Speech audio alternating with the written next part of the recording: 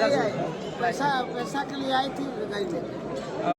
दोस्तों अभी से थोड़ी देर पहले एक इंटरव्यू आया ज्योति सिंह के बारे में। जो पवन सिंह की मां है उन्होंने एक ऐसी बातें बोल दी हैं जिससे पूरी मीडिया में सनसनी मच गई है, और जितने भी पवन सिंह और ज्योति सिंह के चाहने वाले लोग हैं उनके बीच में भी इस सेंटेंस ने खलबली मचा दिया है। जैसा कि आप लोगों ने सुना ही कि ज्योति सिंह के बारे में उनकी मां ने, पवन सिंह की मां ने जो कहा है कि वो नहीं आएगी, उनको बुलाया गया था, वो नहीं आएगी, केवल पैसे के लिए आई थी, यानी कि पैसे के लिए शादी की थी। उनके कहने का मतलब यही था कि ज्योति सिंह केवल पैसे के लिए शादी की थी, अपना पैसा ली और चली गई।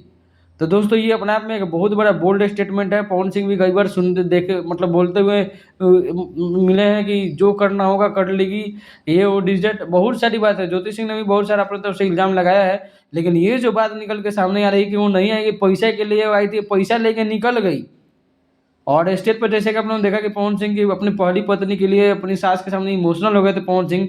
तो कहीं ना कहीं परिवार में खटपट है बहुत बड़ा, जिसके चलते पवन सिंह जो है ज्योति सिंह का नाम भी नहीं लिए, और उनकी जो माँ है उन्होंने ज्योति सिंह पे इतना बड़ा इल्ज़ाम लगा दिया कि पैसे के लिए आई थी, पैसा लेके चली गई, यानी पैसा के लिए ही शादी की थी।